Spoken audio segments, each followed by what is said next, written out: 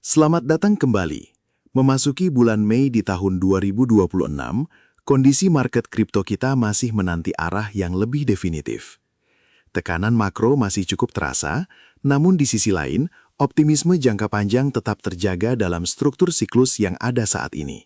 Sebelum kita masuk ke pembahasan lebih dalam, perlu diingat bahwa seluruh konten dalam video ini bertujuan murni sebagai edukasi dan analisis pasar. Bukan berarti saya memberikan arahan untuk posisi tertentu. Keputusan akhir tetap ada di tangan teman-teman setelah melakukan riset mandiri. Minggu ini cukup krusial. Kita akan melihat kebijakan suku bunga dari Australia di hari Selasa besok. Selain itu, perhatikan data penting dari Amerika seperti ISM Services PMI dan data tenaga kerja atau non-farm payrolls di akhir minggu. Data ini seringkali memicu volatilitas tinggi dengan cepat. Berita pertama datang dari Amerika, di mana tingkat inflasi mencapai titik tertinggi dalam 3 tahun terakhir. Hal ini didorong oleh gejolak geopolitik. Kondisi ini membuat narasi Bitcoin sebagai aset lindung nilai kembali sering diperbincangkan. Selanjutnya, ada kabar dari Bank Sentral Eropa yang memberisinya kemungkinan kenaikan suku bunga lebih lanjut. Suku bunga yang lebih ketat di Eropa bisa menjadi tantangan bagi likuiditas aset berisiko secara global. Terakhir, imbal hasil obligasi Amerika tetap berada di level yang tinggi.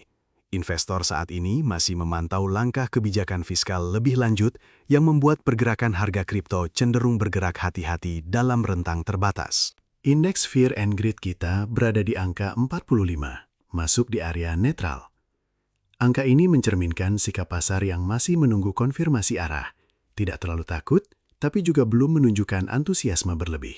Melihat indikator Pi Cycle Top, saat ini kita masih berada jauh di bawah garis lampu peringatan. Secara teknis, harga masih memiliki ruang untuk bermanuver sebelum indikator ini benar-benar menunjukkan fase jenuh atau puncak siklus. Puel Multiple juga menunjukkan angka di bawah 1, tepatnya di 0,77. Dalam bahasa sederhana, ini mengindikasikan bahwa tekanan dari sisi penjualan oleh para penambang sudah cukup melandai, yang seringkali menjadi fondasi kuat untuk masa akumulasi.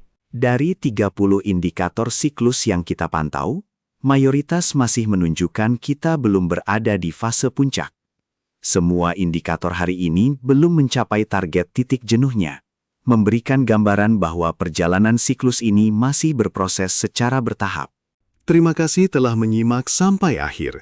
Sekali lagi, semua pembahasan ini bersifat edukasi dan analisis pasar. Tetap gunakan manajemen risiko yang baik dan sampai jumpa di analisis berikutnya.